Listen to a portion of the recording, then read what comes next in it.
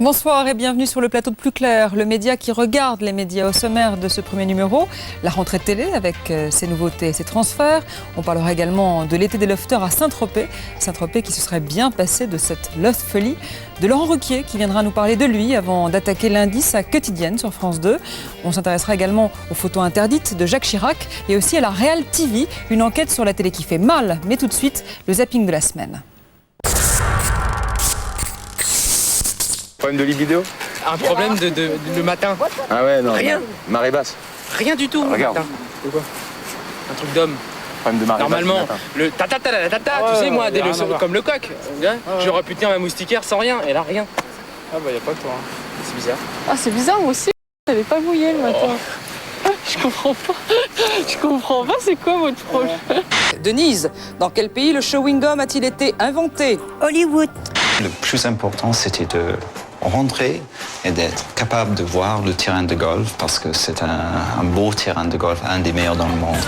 Quand il n'est pas sur les greens, Greg Pollock aime se retrouver dans sa cuisine. On a parlé cette semaine du jambon pipérate, du fromage de brebis, du pacharan. Aujourd'hui, le dessert basque. J'en ai un là, le célèbre gâteau.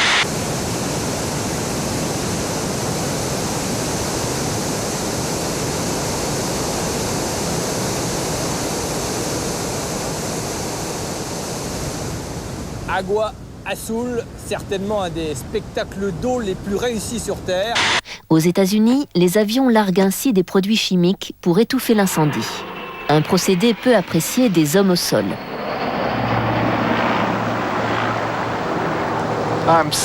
Je suis trempé jusqu'aux os. Attention, quel est le prénom de la première fille à être sortie du loft? Delphine. Delphine est une bonne réponse. Quel est le prénom du premier garçon qui est rentré dans une fille dans le loft? Jean-Édouard. Jean-Édouard dans Loana, bonne réponse. Si tu étais un homme et que tu croisais Loana dans la rue, tu en penserais quoi? Je sais pas. Si je vois Loana dans la rue, j'aurais pas envie de l'aborder. Pourquoi? Parce qu'elle me ferait peur par rapport à son statut. L'atmosphère de ce conseil, le premier de l'après-réunification, est lourde. Soudain, en plein milieu du vote, c'est le drame. Michel s'effondre. Elle est victime d'un grave malaise. Nous envoie le tout-bib. Envoie le tout-bib. Tout-bib là. Le médecin est bien sûr intervenu très vite. Il s'interroge. Faut-il rapatrier Michel pour raison de santé?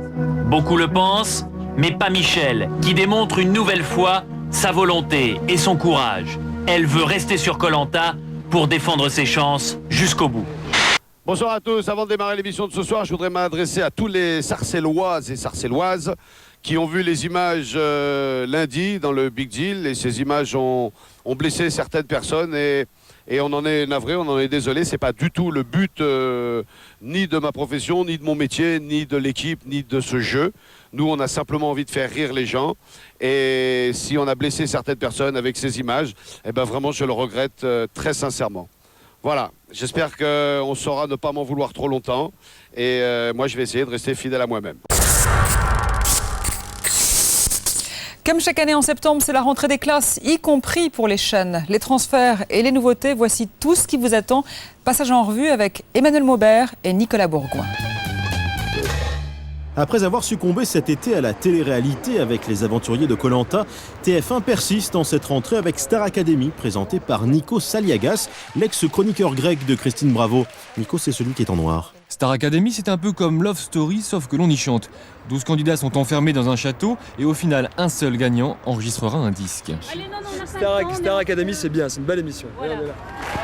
Exit Ciel Montmardi pour Christophe de Chavannes qui conserve toutefois son créneau du mardi soir. 2 fois par mois, il sera aux commandes tant qu'il y aura un homme. Il sera seul au milieu de 300 femmes. L'actualité vue par les femmes, les choses de la vie, du monde qui nous entoure, disséquées, ressenties et expliquées par les femmes. Christophe de Chavannes sera en alternance le mardi soir avec Jean-Pierre Foucault. Un Foucault qui se veut new look, fini les variétés, Jean-Pierre se lance dans le talk show, on vous aura prévenu. Du côté de France 2, outre l'Access Prime Time avec Laurent Ruquier, on a tout essayé. L'un des principaux changements de la rentrée, c'est l'arrivée de nouveaux présentateurs pour les journaux. Enfin, nouveau présentateur, Daniel Bilalian, qui prend les commandes du 13h, n'en est pas vraiment un. En revanche, pour le 20h, David Pujadas, lui, est presque un inconnu pour le grand public. Il a été débauché à LCI, la chaîne info de TF1. C'est un risque que prend la direction de France 2, que prend la direction de l'info. On ne sait jamais comment quelqu'un qui n'est pas connu du grand public va être vraiment perçu. L'effet de nouveauté peut aussi vraiment jouer en ma faveur. Et décidément, France 2 fait son marché à LCI, puisque Daniela Lombroso arrive elle aussi de la chaîne Info. Elle animera un mardi sur deux un début à tout avec Jérôme Bonaldi, venu lui de Canal. Pour tenter de remplacer Bernard Pivot, Guillaume Durand nous ouvre son campus. Le jeudi soir, il sera question de livres. L'émission elle-même, ça va consister à recevoir un écrivain, puis d'autres gens, mais d'abord et avant tout, c'est la grande différence par rapport à ce qui précédait. C'est-à-dire qu'on reçoit essentiellement une personne, alors un jour Houellebecq, le lendemain Jean-Claude Carrière, après John Le Carré, etc. A noter aussi le retour de Pascal Sevran le dimanche midi. Après la chance aux chansons, place à chanter la vie. Et puis France 2 se paye l'homme préféré des Français, David Douillet, produit par Jean-Luc Delarue. Le champion animera tous les 3 mois David contre Goliath. Concrètement, c'est une émission qui va servir aux gens, en fait, et qui va essayer, dans la mesure du possible, de résoudre des problèmes de gens qui sont dans certaines galères. La rentrée de France 3 est placée cette année sous le signe de la culture. Mais à plus de minuit et demi, Philippe Labro avec Ombre et Lumière fera découvrir aux couche-tard la face cachée de personnalités médiatiques. C'est pour essayer de faire comprendre qui sont ceux qu'on voit tout le temps à la télé, mais dont on ne voit que pendant 5 minutes une intervention dans un journal ou dans un talk show. A signaler aussi le retour de Bernard Rapp. Chaque mercredi soir du mois de septembre, il va s'intéresser à un héros populaire, la mère Denis par exemple, dans Héros Vinaigrette. Beaucoup de nouveautés sur l'antenne de Canal+, vous avez pu les découvrir depuis lundi dernier. À la mi-journée, Gildas et vous, Philippe Gildas et Fabienne Kramer sont à l'écoute des problèmes des téléspectateurs. Ami que je connais depuis mes 16 ans. À 18h55, chaque soir, plus de cinéma avec Isabelle Giordano et Philippe Vecchi. Tout ce que vous voulez savoir sur le 7e art. Et puis juste après les Guignols à 20h05, place à Burger Quiz, le jeu d'Alain Chabat. Dans Burger Quiz, on répond à des questions de connaissances en sous-culture. La sous-culture, c'est un petit peu tout ce qu'on sait sans l'avoir appris, ou tout ce qu'on ne sait pas mais qu'on est content d'apprendre. Le samedi midi, Pascal Clark reçoit ses invités en aparté, dans un appartement. Il ne la voit pas, nous non plus. Pascal ne parle qu'à travers une oreillette. On est bien. C'est un dispositif qui est nouveau. L'invité, la personnalité évolue dans ce décor avec une simple oreillette. Je suis à l'autre bout. Et le fait qu'on ne me voit pas à la télé, ça me va très bien.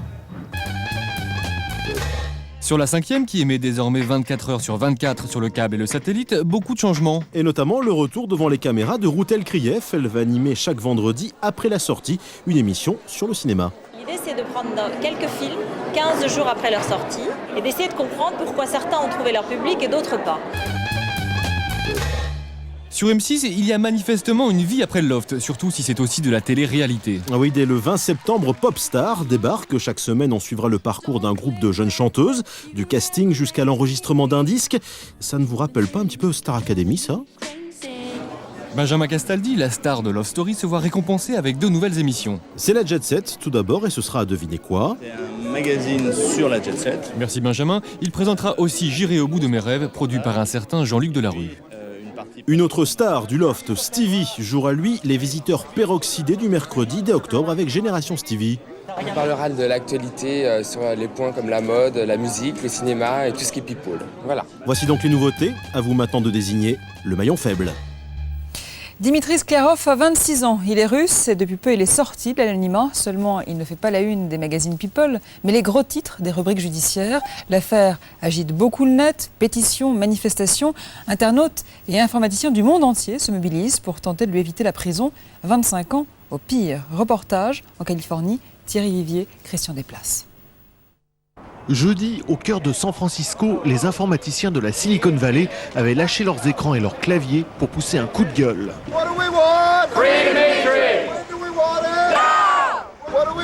Dimitri, c'est lui, un informaticien russe venu sereinement donner une conférence cet été aux États-Unis et qui risque aujourd'hui de passer 25 ans dans une prison américaine pour avoir découvert les secrets des livres électroniques. Tout commence en juillet dernier à Las Vegas. Les hackers, autrement dit les pirates informatiques, tiennent leur congrès annuel. Dimitri Skliarov est venu de Moscou pour partager sa découverte. Un logiciel qui permet de percer les codes de protection des livres électroniques. Ils peuvent maintenant être lus et recopiés librement. Il y avait une faille dans le programme informatique de la société Adobe qui prétendait que toute copie de ces livres était impossible. Dimitri est arrêté par le FBI. Il fait même 3 semaines de prison préventive. Ce n'est pas illégal en Russie. Et je travaille en Russie. Moi, je suis juste un simple programmeur. Je travaille pour mon entreprise et je fais ce qu'on me demande de faire.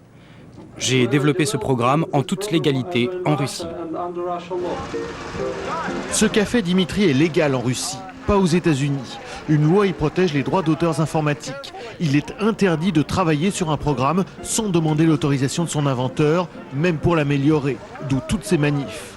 Le gouvernement américain veut faire un exemple. Il poursuit Dimitri en justice. S'il est jugé coupable, le Russe sera le premier condamné de la loi sur le copyright électronique. Ce que l'on constate déjà, c'est que tout cela a beaucoup refroidi tout le monde. Les entreprises et les informaticiens ont peur de faire des recherches dans ce domaine, car ils ne veulent pas être le prochain Dimitri. Dimitri Skliarov est ressorti libre jeudi du tribunal de San José. Il a plaidé non coupable après avoir été inculpé.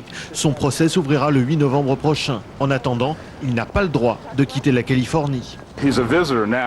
C'est encore un touriste parce qu'il n'est pas en prison, mais c'est quand même un prisonnier. Sa prison, ce sont les États-Unis. Loana et Christophe sont enfin libres. Les 2 lofters ont quitté leur villa tropézienne hier, après 1 mois et demi de vacances branchées et surmédiatisées. À Saint-Trope, la loftmania a viré à la loftphobie. Les tropéziens, pourtant habitués aux excès et aux lubies de la jet-set, ont rarement vécu pareille hystérie, au point d'ailleurs que le maire a dû prendre plusieurs arrêtés anti-groupies pour ramener un peu de calme. D'après les habitants, Saint-Tropez, c'était presque devenu la cour des miracles. Reportage, Vincent Delmotte, Julien Pau.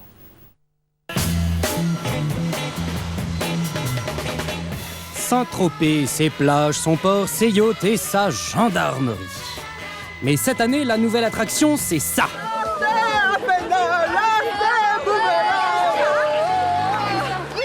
Quand les lofters débarquent en ville pour 45 jours, ça s'appelle la fièvre lofteuse.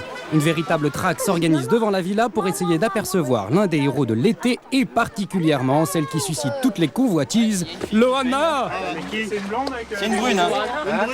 Oui, les parents, on pourrait un peu les soigner parce que ce n'est pas normal ce que nous avons vu là.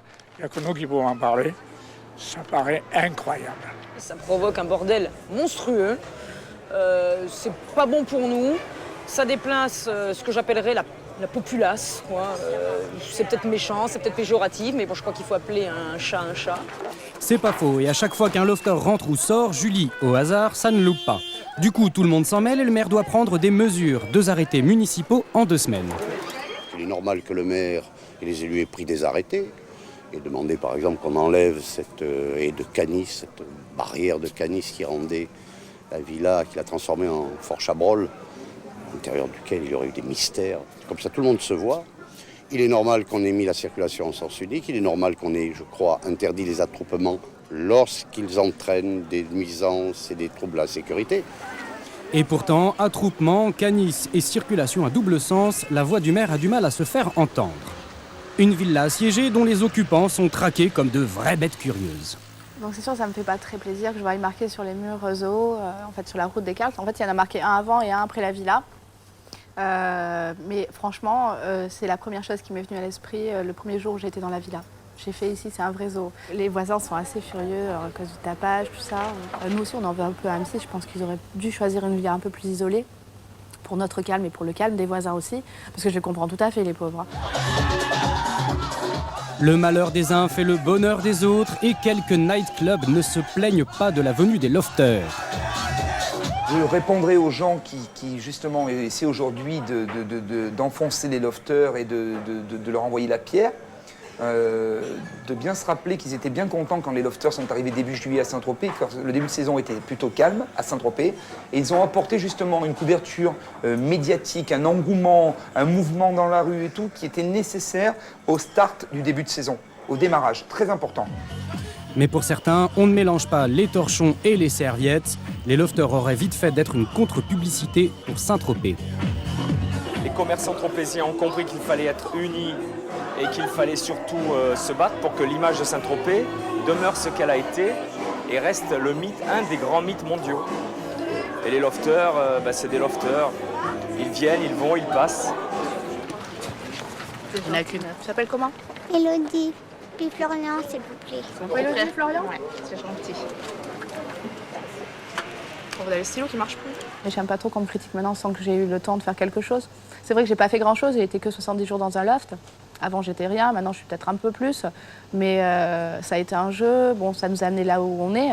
Mais peut-être qu'on n'est pas si mal que ça. C'est vrai qu'on vient d'en bas, on a fait juste un jeu. Mais peut-être qu'on a tous on a tous en nous des capacités à faire quelque chose. Peut-être que nous, pour moi, ça pourra se diriger vers le cinéma.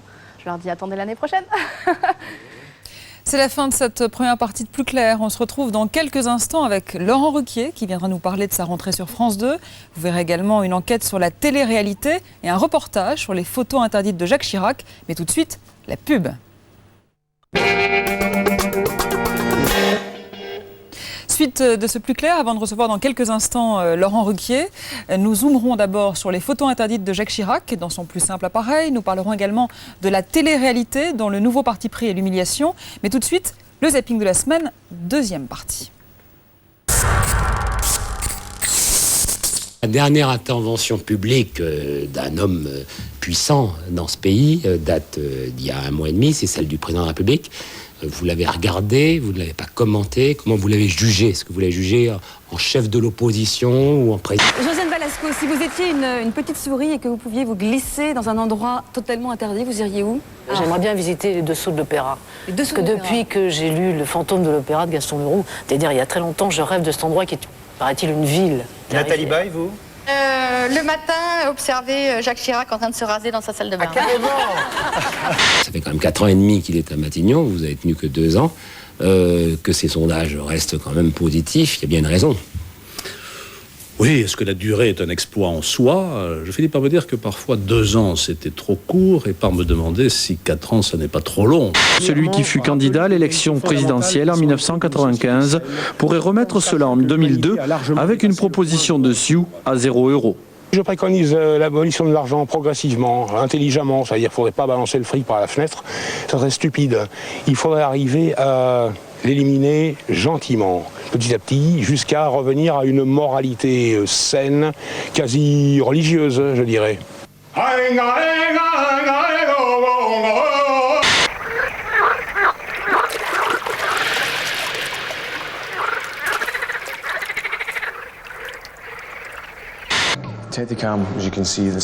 Le Steadicam, comme vous pouvez le voir, est un teddy bear dans le nez duquel se trouve une caméra et qui cache sous sa peau un micro. Il contient aussi un transmetteur audio-vidéo qui retransmet les informations vers une unité. Et pour certains parents un rien anxieux, le système serait l'idéal pour mettre un terme à leur inquiétude. Un simple regard vers la télé et les voilà à rassurer. Certains ne tarissent plus d'éloges sur l'ours en peluche espion. Et on se connaît depuis 6 ans, donc... Et vous vous êtes rencontrés comment? Par l'intermédiaire d'amis. Entre amis, soirée entre amis. Oui, bien sûr, mais ça, vous êtes plus tout de suite ou pas? À quoi? On les a enterrés vivants. Comme ça, on préférait de mourir avant eux pour ne pas les avoir tués comme ça. On se bousculait. Qui c'est qui va mourir le premier?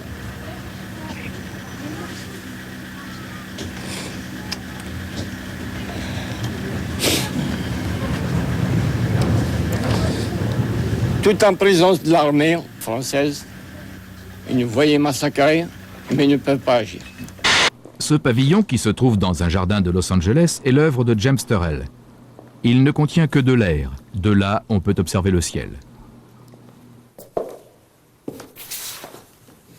Il s'appelle Second Meeting. Au coucher du soleil, le contraste entre la lumière artificielle à l'intérieur et la lumière naturelle à l'extérieur rend ce carré parfaitement découpé, presque palpable.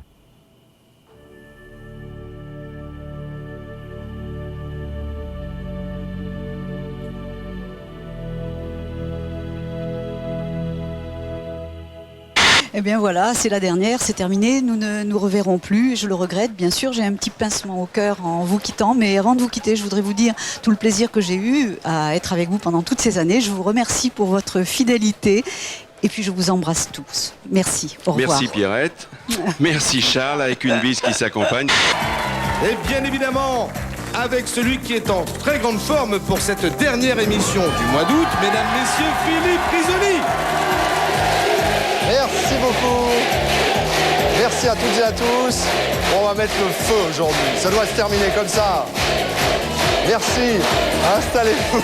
On les arrête pas, du coup. Merci, ça me touche beaucoup. Laurent Wauquiez, bonsoir. Bonsoir. Merci d'être notre premier invité. Alors, un commentaire sur ces images que vous venez de voir? Écoutez, ça me paraît pas mal déjà pour une première semaine de rentrée. On a le sentiment d'ailleurs que toutes les émissions ne sont pas encore là, parce que c'est très sérieux tout ça encore. Hein. Jospin aux 20h de PPDA. Ça m'avait amusé parce que cette semaine, Patrick Poivre d'Arvor dans la presse expliquait qu'il ne préférait pas rencontrer les hommes politiques avant de les interviewer. Et il nous a même prouvé que parfois il ne les rencontrait pas pendant. Vous êtes au courant, je suppose, de l'histoire la plus hard de l'été? Non, allez-y. Chirac à sa fenêtre? Absolument, toutes les rédactions, bien évidemment, on en fait des gorges chaudes. Donc Jacques Chirac, photographié à Brégançon, de dos et de face, sans cacher... On voit ses fonds secrets? On voit ses fonds secrets. Les photos ont circulé dans la presse, mais personne n'a osé les publier. À l'étranger, les tabloïds auraient sans doute eu moins de scrupules. Vraisemblablement, est-ce là une exception typiquement française? Reportage, Bernard Nicolas, Bruno Gex. Pour les reporters photographes, le séjour du président Chirac à Brégançon, c'est un peu la routine. Cette année, il ne se passe rien jusqu'au 4 août dernier. Ce jour-là, stupeur chez les 4 photographes présents. Le président leur apparaît en slip tout d'abord, puis quelques instants plus tard, complètement nu. Instinctivement, les photographes réagissent, mais le service de sécurité du président également. Le garde du corps numéro 1 de Jacques Chirac est descendu pour prévenir. Les gars, on est bien d'accord, hein? On diffuse pas. Les clichés sont invendables, pourtant les reporters vont tout de même essayer, estimant que l'image d'un président qui n'a rien à cacher est suffisamment rare. Ils proposent donc leur photo à l'agence Sigma. Première réaction, je pense qu'elle a pris une demi-seconde, ça a été ne pas diffuser, ne pas exploiter les photos. Donc ça, c'est la rédaction qui a effectivement reçu ces photos, et donc immédiatement, pas de diffusion et pas d'exploitation.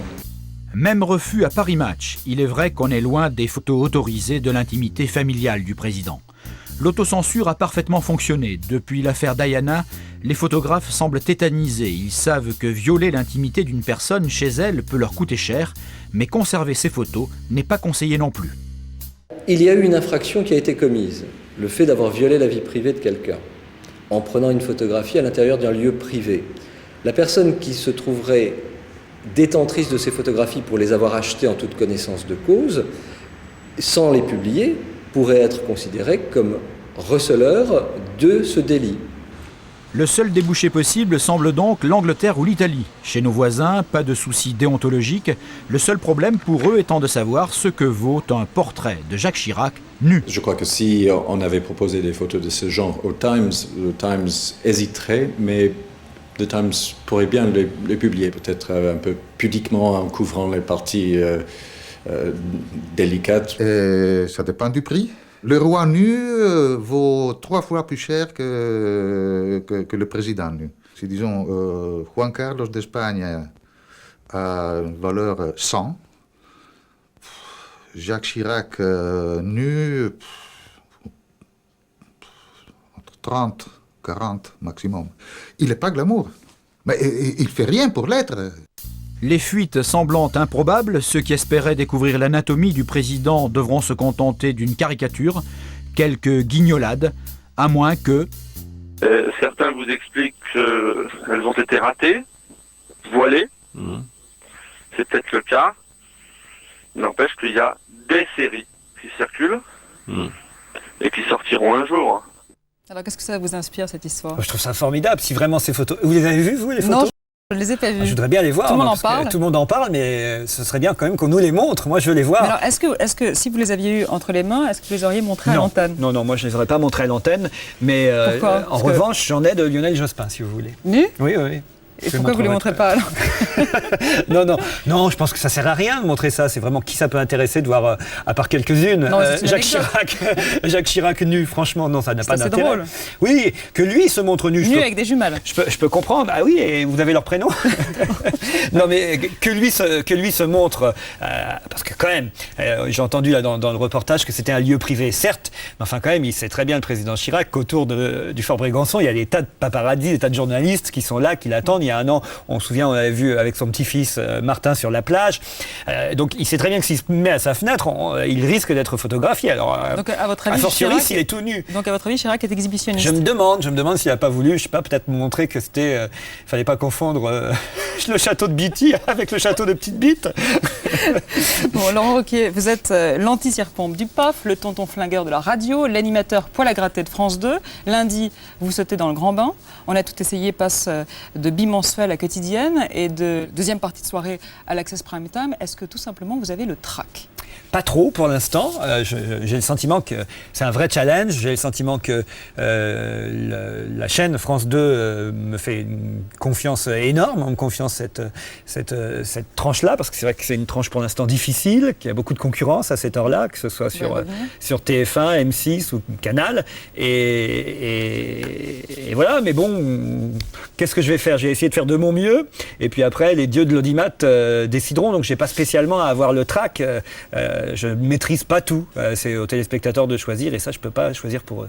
Alors tout le monde sait que vous êtes un chef de bande, vous ne sortez jamais sur vos chroniqueurs. Alors on est allé demander à l'un d'entre eux ce qu'il pensait non pas de Laurent Ruquier, homme de radio, mais de Laurent Ruquier, homme de télé. Emmanuel Maubert. Laurent Ruquier à la télévision, c'est marrant comme les Français qui ont la mémoire courte. C'est ce que disait à juste titre un vieux traître de maréchal, Pétain. Les Français qui ont la mémoire courte, néanmoins, se souviennent aussi bien de ce que Ruquier a pu faire il y a 6 ans avec les news, avec l'échec des news. On s'en souvient alors qu'on a déjà oublié que cette semaine encore, Laurence Boccolini était à la télévision. Eh bien, je trouve que c'est plutôt un avantage pour Ruquier qu'on se souvienne aussi bien de ce qu'il faut appeler un échec, ou en tout cas un passage assez bref à la télévision. C'est un avantage, ça montre qu'il ne laisse pas indifférent, et je crois que ça tient au fait qu'on a le sentiment, c'est peut-être paradoxal de le dire à son propos, qu'on a le sentiment qu'il ne tient pas tant que ça à faire de la télévision. Moi, je crois que c'est le secret de sa réussite, parce que depuis, il a quand même plutôt bien réussi à la télévision, pour ne pas parler d'ailleurs. Le secret de sa réussite, c'est qu'il ne tient pas à faire de la télévision parce qu'il est convaincu qu'il y a plein d'autres endroits où il peut, à juste titre, être bon. Eh bien, je crois que cet énorme avantage qu'il a lui permet du coup de fédérer autour de lui toute une bande de gens qui lui ressemblent sur ce point. Si vous regardez tous ceux qui travaillent aujourd'hui avec Ruquier à la télé, eh bien, je vous le dis clairement, ils se foutent de la télé. Eh bien, je crois que c'est ça qui rend la télé supportable. Elle n'est supportable que, comme Ruquier l'a fait, lorsqu'on a les moyens de faire autre chose. Elle n'est supportable, la télévision, que quand on peut s'en passer. Alors, si Gérard Miller dit vrai que vous êtes si peu préoccupé par la télévision, pourquoi revenir à la charge pour la 3e fois après 2 bides retentissants en 94 et en 95? Alors, d'abord, je ne reviens pas à la charge. On me demande de revenir à la charge. Vous l'acceptez? Je l'accepte. Mais vous savez, à qui refuserait? Qui, faisant ce métier, à qui on dit on te confie la tranche 19h-20h, qui refuserait? Donnez-moi des noms. Personne. VSD, dans son dernier numéro, vous présente... Tout ce qu'a dit Gérard est tout à fait vrai. Et là, je ne vais pas parler pour moi, mais je vais parler pour ceux qui m'entourent. Il a raison. Claude Sarraute, qu'est-ce qu'elle en a à foutre de faire une carrière à la télévision? Isabelle Alonso, elle écrit à droite à gauche, elle a des activités de chef d'entreprise. Franck Dubosc qui fait carrière sur scène, Derek aussi, il est au théâtre. Tous ces gens-là ne sont pas des animateurs télé. Tous ces gens-là, c'est pas vital pour eux de réussir. Alors évidemment qu'on va tout faire pour réussir parce qu'on a envie que ça marche et qu'on est bien motivé. Et a priori, là, pour l'instant, dans la préparation d'émissions, en tout cas, on rigole bien. Mais on n'a aucune envie, les uns et les autres, de faire une carrière d'animateur à la télévision. Quels sont les scores actuels de la chaîne? Je crois savoir que c'est autour de 10%, peut-être même moins de 10% en ce moment. Et donc vous serez... Un score Canal, quoi, à peu près. Oui, et vous serez tenu à faire? J'imagine un peu plus. À peu près 15, 20? Peut-être, oui. Alors, si on arrivait à faire plus de 15%, on serait, j'imagine, ravis, et la chaîne aussi. Bon, alors votre palette habituelle de chroniqueurs s'enrichit de nouvelles têtes, avec notamment Jean Benguigui, Valérie Mérès, Éric Métayer. Ils seront 16 à se relayer. Comment les recrutez-vous? Est-ce que vous les faites rentrer dans votre bureau en leur disant t'as 1 minute, Coco, vas-y, fais-moi rire? Non, c'est pas comme ça. C'est des gens que je repère, c'est des gens... parfois, j'y pense pendant très longtemps, pendant de longs mois avant de les contacter. Jean Benguigui, c'est un exemple, c'est quelqu'un vraiment que j'avais envie de prendre dans l'équipe depuis longtemps, et puis ça s'était pas fait. Et puis un jour, je l'ai réentendu, c'était la saison dernière chez Laurence Boccolini quand elle m'a succédé sur Inter, parce qu'on écoute toujours ceux qui vous succèdent. Et je l'avais trouvé vraiment très drôle. Et je me suis dit, mais mon Dieu, il faut absolument qu'on le prenne. Et puis voilà, il a intégré l'équipe très vite. Il y a aussi des gens, je pense à... Stevie, comment vous l'avez recruté? Alors Stevie, lui, c'est pour la radio. Oui, il me fait rire parce qu'il a un culot monstrueux. C'est un gosse... c'est déjà une star, mais vraiment, je le pense sérieusement par rapport à tous les autres du Loft. Je pense qu'il a vraiment... D'abord, il a une envie de réussir. Loana aussi est une star. Hallucinante, oui, mais je pense qu'elle a moins envie de réussir que lui.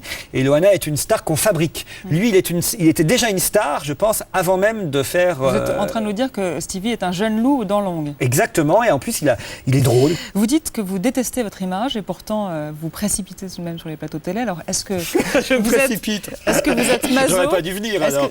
Est-ce que vous êtes maso ou est-ce que c'est une thérapie?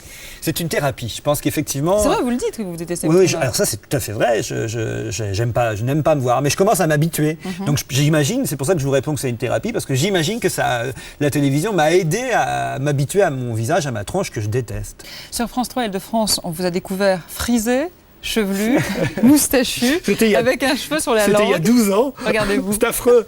À chaque fois, on me repasse ça. Vous avez fait du chemin depuis. C'est affreux. Qui vous a relooké? Personne. C'est une horreur. Non, arrêtez ça, vraiment. Vous comprenez que la thérapie a été bonne. Alors, vous avez eu votre période clergyman coincé. Maintenant, vous faites plutôt curé tendance. Le succès vous a épanoui? Je me méfie, curé tendance. Pourquoi non? Je sais pas. Et alors? Est-ce que ça le vous succès, plaît? c'est pas mal? Est-ce que le vous n'êtes succès pas mal vous a non plus, épanoui? vous savez. Est-ce que le succès vous a épanoui? Oui, ma sœur. Bon, dites-moi, est-ce que sur France 2, vous avez un délai pour faire vos preuves? Une espèce de 3 mois Aucune idée. Là, pour l'instant, Mais dans votre contrat, vous l'avez vu? Je pense qu'il y a une porte de sortie dans 3 mois, je crois. Une porte de sortie. Donc 3 mois pour convaincre. Oui, voilà, je pense qu'il y a une porte de sortie commune, aussi bien pour la chaîne que pour nous, parce que, comme je vous dis, j'imagine... Moi-même, si franchement l'émission ne marchait pas, je me vois mal continuer au-delà de 3 mois, parce que quel intérêt à se fatiguer, parce que c'est fatigant de faire une quotidienne. J'ai lu votre CV, il est impressionnant. Vous avez écrit un film sur le dopage dans le tennis, des chansons, une pièce de théâtre, situation critique. Beaucoup de chansons, 3 chansons. Un feuilleton de fiction politique diffusera France Culture à l'automne. Vous avez terminé... Non, ça c'est pas fait. Laura Adler m'a demandé ça avant l'été, je le dis, si elle me regarde, Laura Adler, je n'ai rien foutu. Alors, est-ce que vous avez bien terminé un scénario pour Serge Moati? Est-ce que c'est exact? On est en train de travailler dessus, j'en ai écrit la moitié déjà, et avec Serge, on devrait continuer. Putain, vous êtes bien informé. La vache. Alors franchement, est-ce que vous n'en faites pas un peu trop? Est-ce que j'en fais pas un peu trop, peut-être? J'ai lu que c'était une question de pulsation cardiaque. Est-ce que c'est exact? Vous avez une pulsation cardiaque qui... Oh là, mais vous êtes même allé interroger mon médecin. Quasiment. Oui, j'ai un cœur qui bat très lentement. Enfin, et ça donc dépend vous pour qui. récupérez mieux? Je récupère mieux, oui. Et vous dormez peu? Je dors peu. Vous êtes une machine à fabriquer de l'humour. Comment être insolent sans être vulgaire? Aïe, aïe, aïe. Grande question. Comment fait-on? J'espère ne pas être vulgaire, mais c'est pas sûr. Je le suis peut-être parfois. Mais en tout cas, je pense que c'est une règle à adopter. Je pense que moi, j'aurais peut-être eu tendance à l'être au départ. J'ai aussi beaucoup appris. Par exemple, vous avez parfois des dérapages qui ne sont pas toujours contrôlés. Oui, je suis sûr que vous avez des exemples. Voilà où elle voulait en venir. Un tout petit exemple. Le lendemain de la disparition d'Alain Perfit, vous avez lancé « Il suffit de faire 2 trous dans le cercueil pour laisser passer les oreilles. Cela éviterait de mettre des anses pour le porter. » Alors effectivement, c'est drôle, mais c'est pas vulgaire. C'est de la... Est-ce que vous êtes prête à tout pour un trait d'esprit? C'est un peu d'humour Charlie Hebdo, ça. C'est un peu, c'est un peu hard. Je reconnais. Bon, enfin, et puis c'est vrai que j'avais pas une grande estime et une grande admiration pour cet homme politique. Oui, il venait de mourir. Certes, mais en même temps, il était quand même depuis de longues années la cible des caricaturistes avec ses grandes oreilles. Donc voilà. Je veux dire, j'aurais fait un dessin montrant les oreilles de Perfit dépassant le cercueil et puis de personnes en train de porter le cercueil par les oreilles, ça aurait peut-être fait moins de bruit que quand je l'ai dit à la radio. Non, je pensais que c'était pas plus méchant que ça. Ceux qui ont écrit sont les abonnés du Figaro, oui. Vous êtes hilar à chacune de vos vannes. Vous êtes votre meilleur public, ce qui est vrai. Alors, est-ce que c'est un manque d'assurance? Pas seulement, je suis aussi hilar quand même aux blagues des autres. Oui, c'est quand même mais mieux. est-ce que c'est un manque d'assurance ou vous faites vraiment marrer? Parfois, je me fais marrer, mais je pense que vous avez raison, doit y avoir. Vous êtes psy en plus, il doit y avoir aussi un manque d'assurance. On dit que vous êtes un vrai gentil. Vos chroniques sont parfois franchement méchantes. Est-ce que vous êtes schizo? Ah, peut-être. Sûrement, ouais, sûrement. J'essaie de. je pourrais pas faire des humoristes gentils. Enfin, c'est chiant, quoi, non? La devise de M. Sans-Gêne, c'est rien à cirer? Peut-être, oui. Rien à cirer et on va se gêner. Et tout le monde loue votre générosité. Alors, que seriez-vous prêt à me donner ce soir? Qu'est-ce que je serais prêt à vous donner ce soir? Écoutez, nous sommes samedi soir. Je peux pas le dire là comme ça devant tout le monde. Si, dites-le. Vous avez une surprise. Allez-y. Je sais pas, une nuit d'amour. Ah bah formidable, c'est parti. Au fait, Laurence Boccolini, ça vous a plu? Parce que ça y est, c'est fait chaud, on n'y va pas. Donc, alors voilà, je lui propose une nuit d'amour et elle me parle de Laurence Boccolini, c'est foutu. Non, parce que maintenant, on va parler de télé-réalité. Alors, restez avec nous. Vous savez que le Quidam, c'est devenu le dernier bien de consommation à la mode. En France, après les lofters de M6, on a eu droit aux Robinson de TF1. La règle, éliminer son concurrent, selon le principe du chacun pour soi, humiliation, délation. On est entré dans l'ère de la télé. Fais-moi mal. Pour faire de l'audience, les chaînes ne savent plus quoi inventer pour continuer à creuser le filon. À l'étranger, ces émissions sont de plus en plus saignantes, de plus en plus trash. Après la Real TV à pognon et avant la Real TV Pygmalion, voici la Real TV sadique. Enquête, Stéphane Guffroy, Christelle Rebière. Il y a un an à peine, une simple sardine crue suffisait à rappeler l'odeur de la télé-poubelle. Aujourd'hui, pour déclencher une polémique, il faut rajouter une bonne dose de sadisme. Morceau choisi. Bienvenue. Qui est celui dont le départ sera un soulagement pour toute l'équipe?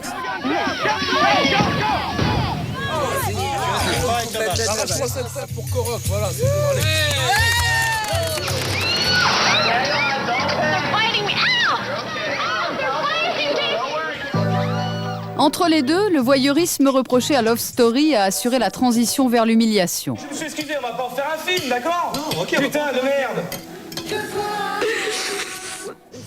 Ça pas super. Tension, confession et à la clé, exclusion du groupe. Qui va quitter le loft? Et Kimi?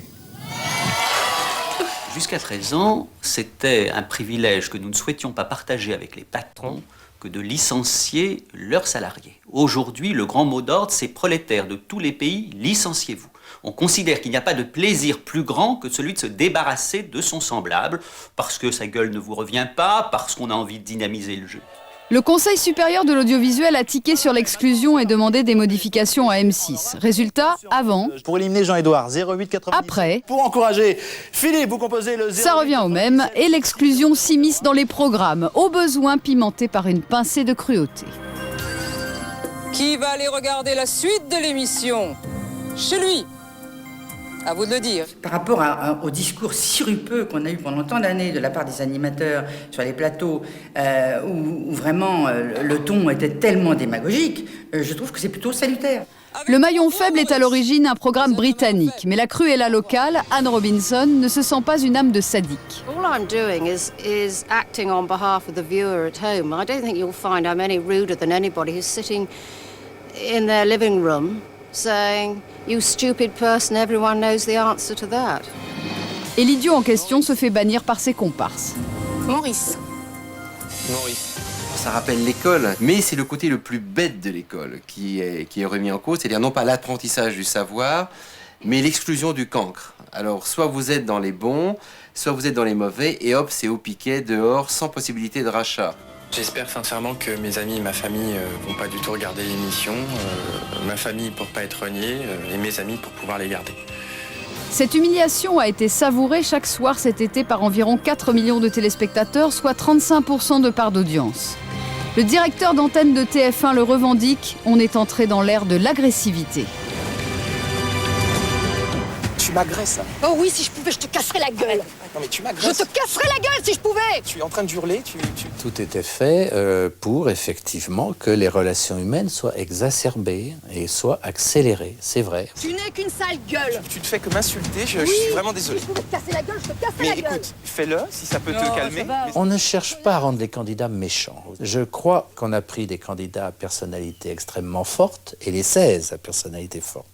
Si on avait voulu exciter la méchanceté, on aurait pris des candidats, on aurait pris des forts et des faibles. Car les 16 Robinson de Koh-Lanta ne doivent pas seulement survivre sur une île déserte, ils doivent surtout survivre au complot, à l'hypocrisie et à la paranoïa. C'est diabolique, j'associerais ça à un jeu d'échecs. Vous savez, un jeu d'échecs avec des stratégies changeantes.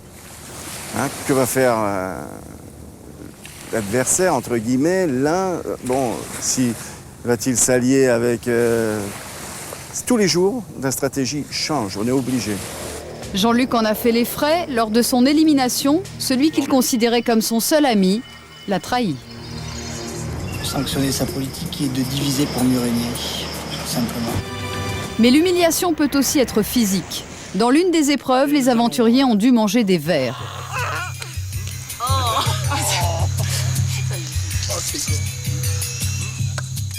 Je pense que Sandra, elle a prouvé qu'elle pouvait faire une chose que personne, et peut-être des garçons, ne feraient pas. Donc je pense, au contraire, pour elle, ça a été certainement valorisant. En tout cas, cela n'a pas coupé l'appétit de quelques 4,5 millions de téléspectateurs branchés sur TF1. Mais les Américains, eux, ont l'estomac encore plus solide. Le succès de l'été, c'est Fear Factor, 15 millions de téléspectateurs. 6 candidats repoussent les limites de leur peur et celles de leur dégoût.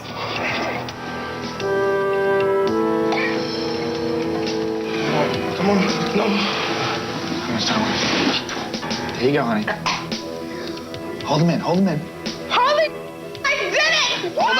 La contrepartie de notre liberté, c'est le risque de la solitude et de l'anonymat, et que là, tout d'un coup, la télévision nous offre une sorte de lumière que nous n'avons pas dans la vie. Mais on préfère être maltraité plutôt qu'être inconnu. Très individualiste, cette société pense qu'à partir du moment où un adulte consentant accepte devant une caméra de se livrer à des humiliations ou à certains types de traitements, finalement, il est responsable de lui-même, chacun est renvoyé à soi-même et peu de gens, finalement, s'offusquent du traitement ou peu de personnes ou d'autorités publiques se disent « il faut protéger finalement les gens contre eux-mêmes ». Contre eux-mêmes et contre leurs fantasmes. Actuellement dans Manhunt, autrement dit la chasse à l'homme, 13 personnes se font tirer comme des lapins par 3 gros bras. Lorsque quelqu'un a été touché à 3 reprises par des billes de peinture, c'est l'élimination avec passage obligé par la tondeuse. Show America your new do, boy. They'll never beat us. Ever! Peut-être, est-ce qu'on peut penser que ça n'est pas plus nocif que lorsque la télévision les vantait, que la télévision les faisait monter sous les projecteurs pour ensuite les lâcher comme des merdes. Là, au moins, la télévision leur dit d'emblée « je vous considère comme une merde, débrouillez-vous ». Ça n'est peut-être pas, de ce point de vue-là, plus nocif. Vous êtes toujours aussi sûr d'aimer la télé-réalité? Il y a quelques limites qui sont dépassées quand même. Mais c'est un florilège de la télé-réalité en France et à l'étranger. Oui, enfin en France, on n'en est pas encore arrivé là. Pour l'instant, Koh-Lanta, c'est quand même franchement... Bon, est-ce que vous regardez Koh-Lanta? On les a vu bouffer des petits asticots. J'ai vu je crois les 2 premiers week-ends et oui, je me suis plutôt amusé à regarder ça. Mais oui, il y a des limites à ne pas dépasser. Ça m'a rappelé les dernières émissions américaines là, qu'on vient de voir. Ce formidable film d'Yves Boisset. À l'époque, on ne pouvait pas imaginer que ça allait arriver. C'était Gérard Lanvin et Michel Piccoli, je crois. Lanvin jouant le candidat et Piccoli qui jouait l'animateur. Et j'imaginais pas qu'un jour, effectivement, on en arriverait là. Et ce film était vraiment un film qui annonçait ce qui allait se passer. Mais cela ne nous choque pas que le ressort de ces émissions soit l'humiliation, le règne de chacun pour soi. Finalement, ils s'entre-déchirent et ils ne s'entraident pas. C'est vrai, mais en même temps, on ne les force pas, ces candidats à faire ça. Non, certes. Alors voilà, c'est un choix, tant pis pour eux s'ils sont cons. Donc on va finalement garder le moins con de tous. Bon. Et c'est pas grave. Je vous dis, il y a bien plus grave. Il y a des animateurs qui se foutent vraiment ouvertement de la gueule des candidats qu'ils ont à côté d'eux dans les émissions, sauf que ils le font de façon plus pernicieuse. Merci Laurent Ruquier. Je vous souhaite bonne chance pour votre rentrée à France 2. Donc on a tout essayé, ce sera tous les jours à 19h avec... Écoutez, j'espère que vous me porterez autant bonheur que je vous souhaite du bonheur pour la vôtre. C'est très gentil d'être venu d'émission. Dans ce premier numéro, restez avec nous. On va tout de suite regarder et écouter le Zapping Radio de la semaine, signé Bevinda Amorin et Antoine Boilly.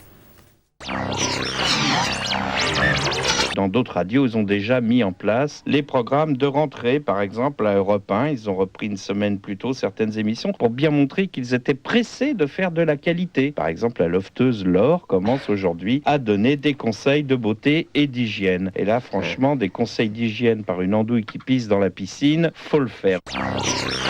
Moi, je vais vous dire ce que Laure va faire aujourd'hui. Elle va traquer le poil. Voilà, le poil. Parce que quel qu'il soit, le poil, c'est un cauchemar. On ne peut pas vivre avec. Notre amour amoureux n'aime pas ça. Donc comment en finir une bonne fois pour toutes? Bon, c'est très facile. Est-ce que vous traquez le poil vous-même? Est-ce que vous vivez avec vos poils? Non, vous les traquez, on a compris. Vous les tuez, vous les flinguez, vous les laminez. Voilà. Hein, mon amoureux vit dans l'illusion que je suis née sans poils. Et voilà. Comment il va, l'amoureux? Il va très bien. Je t'embrasse. C'est l'événement de cette rentrée sur Canal+, le retour d'une speakerine. Et ça vaut le détour parce qu'il ne s'agit pas de quelques accortes pin-up. Non, elle s'appelle Hélène Rodier et elle a 72 ans. C'est la première mamie speakerine et elle est donc censée symboliser la nouvelle image de la chaîne crispée, comme l'appelle Télérama. Le directeur des programmes de Canal+ dit avoir eu cette idée une nuit d'insomnie. Et oui, que voulez-vous, travailler à la télévision, ça rend le sommeil agité. Quel sera le contenu de l'accord? Que souhaitez-vous qu'il contienne? Attendez, on est en train d'en discuter avec tous les partenaires. On verra ça justement en février ou j'espère en janvier. Bonne journée Alain Lipiette, merci. Elisabeth Martichoux recevait Yves Cochet. Oui, je suis pas Alain Lipiette, je suis Yves Cochet. Bonne journée Yves Cochet, désolé. Racontez-moi. J'ai été violé à 14 ans. Oui. J'ai été violé à 18 ans avec mon capitaine de la caserne de l'armée où j'étais. J'ai été violé à 21 ans. C'était avec une dame qui avait 64 ans. Donc après, pour moi, le sexe, ça a pris 80% de ma vie. C'est-à-dire j'ai pratiqué avec 52 femmes différentes, 22 travestis, 8 transsexuels et 1652 hommes. Et en plus, depuis 3 mois, ma femme, que j'aimais très très fort, a demandé le divorce. Ça m'a fait un choc émotionnel très important. Donc depuis, je vis seul. Donc je me donne à certaines activités que j'avais pas fait jusqu'à maintenant. Je me travestis le soir, je vais sur le bord des routes et je drague comme ça quoi. Allô? Allô la pipe? Oui? Ouais, c'est combien? Comment? C'est combien? Ah, c'est Sonia? Oui. Maman, c'est Sonia? Oui. Aïe aïe aïe. Allô la pipe? Hein? C'est combien? Oui. C'est Sonia. Oui, oui. Maman, il demande qu'est-ce qu'il y a? Passe-moi mémé. Allô? Oui, la pipe? Oui. C'est combien? C'est ça, merde. Un des événements de la rentrée sur la chaîne cryptée, c'est une série de 8 documentaires de 52 minutes coproduits par National Geographic et Canal+.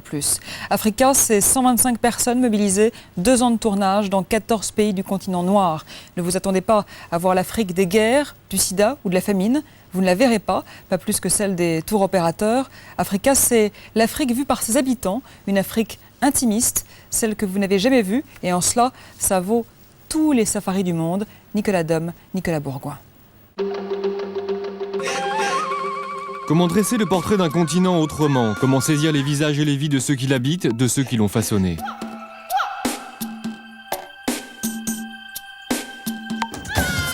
Tournée pendant 2 ans dans 14 pays d'Afrique, la série de documentaires Africa répond à ces questions. Elle nous fait découvrir l'histoire de l'Afrique contemporaine à travers le regard et la voix de ses habitants. Africa nous donne tout simplement une autre image du vaste continent. C'est une manière de faire découvrir l'Afrique avec sa diversité géologique, sa diversité de paysages, sa diversité de population, et qui est immense. C'est un continent immense qui aura bientôt 1 milliard d'habitants. Et donc c'est une redécouverte de ce continent à travers les gens qui y vivent, mais en rentrant dans leur intimité. L'intimité, c'est par exemple celle d'Alice, une jeune femme du Kenya qui quitte sa ville de Nairobi pour retourner dans son village natal et accoucher dans la plus pure tradition de ses ancêtres. La plupart des personnages de la série ont été trouvés par les nombreuses ONG qui travaillent sur le terrain. Pour autant, le but des 4 réalisateurs d'Africa n'a pas été de s'apitoyer. On parle souvent d'Afrique de façon assez catastrophiste, c'est-à-dire les épidémies, les guerres, les catastrophes naturelles. Et là, on montre les gens qui vivent quotidiennement et qui ne sont pas forcément assaillis par les difficultés. C'est donc un regard optimiste sur l'Afrique que propose Africa, une série que l'on peut aussi retrouver dans une expo photo à Paris, au Musée de l'Homme, ou dans un ouvrage à paraître au mois d'octobre. Vous retrouverez cette saga africaine tous les samedis à 13h30 en clair, et ce jusqu'au 20 octobre. On termine maintenant avec le Visiofond d'Omar et Fred qui nous suivront tout au long de l'année. Bonsoir, c'est Michel. Alors ça met. Je trouve pas ça très sympa, non? Ah, je suis pas d'accord, Bonsoir, c'est Dagrebib. Moi, j'appelle parce que j'ai vu la Clouana, la vidéo au mois d'août. Je redoute la rentrée. Mais il faut pas, parce qu'elle a largement le niveau pour rentrer en 6e. En plus, peut-être qu'Imi, elle sera dans sa classe. Comme elle aussi, elle est bête. C'est ça, je veux les dire. Salut, c'est Ludo, la grosse bouffonne. En fait, moi je voulais réagir à chaud là parce que j'ai vu le maillon faible sur TF1 et franchement, faut qu'elle fasse très attention, hein, Laurence Boccolini. Parce qu'à un moment donné, Dark Vador, elle va vouloir récupérer sa tunique. En plus, je suis sûr qu'elle l'a agrandi, donc ça va le foutre en rogne, hein, je pense. Bonsoir, je m'appelle Jean Pétivier. Donc moi je vous appelle parce que j'ai regardé l'été de Loana. J'ai pas envie d'être pessimiste, mais elle ne passera pas l'hiver. De toute manière, ça tombe bien parce qu'elle n'était pas habillée pour. Et oui, il y en a là-dedans. Qu'est-ce qu'on lui dise? Bonsoir. Bonsoir, moi c'est Jean-Jean, je suis conducteur du nouveau TGV Marseille. Ah, c'est une vraie bombe, attention. Enfin bref, moi je voulais parler de Hubert Auriol parce qu'il a déclaré Koh-Lanta, c'est le reflet de la vie. Ah mais ça fout les jetons ça, moi je peux pas laisser dire ça. Faut vite appeler ses parents et les foutre en tôle, hein, parce qu'il a dû avoir une enfance horrible le gars. Attention non. Oh, moi ça m'a donné envie de chialer. Hein. Bonsoir, c'est Francis et Karine. On appelle pour le maillon faible et l'on élimine Laurence. Pourquoi ce choix? Pour une question tactique. Eh bien Laurence, vous faites la maligne. Vous allez retourner chez vous. Les mamines, vous êtes le maillon faible. Au revoir. Bonsoir. Voilà, c'est fini pour cette fois. On se retrouve samedi prochain à 19h30. Je vous souhaite une excellente soirée et je vous laisse avec Moustique et Michael Cull.